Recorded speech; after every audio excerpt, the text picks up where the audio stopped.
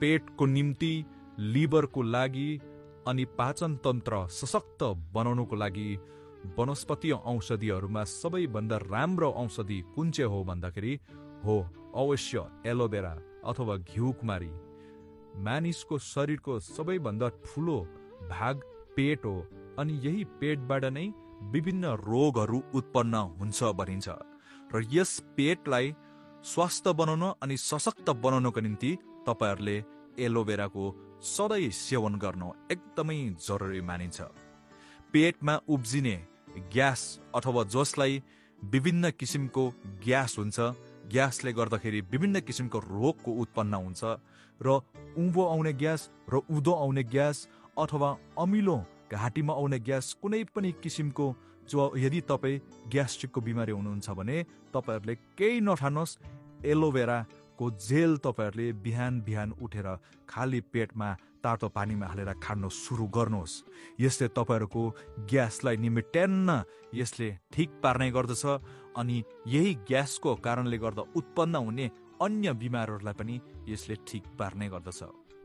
यसले हाम्रो हार्टलाई अथवा हाम्रो जुन मुटु छ मुटुलाई पनि यसले स्वस्थ राख्ने गर्दछ अनि साथै यसले लिभरलाई पनि हेल्दी बनाउने, लिभरलाई पनि सशक्त बनाउने, लिभरको कार्यप्रणालीलाई पनि सशक्त बनाउने कारणले गर्दाखेरि हाम्रो पाचन तन्त्रमा पनि यसले ठुलो भूमिका निभाउने गर्दछ यस एलोभेराले। अनि साथै यसले जो डायबिटिजको पेसेन्टहरू छ तपाईहरूले कुनै केही दबाई नखाँदा पनि हुन्छ यदि तपाईहरूले घिउकुमारीको जेल बिहान बिहान खानुहुन्छ भने तपाईहरूले केही खानु पर्दैन।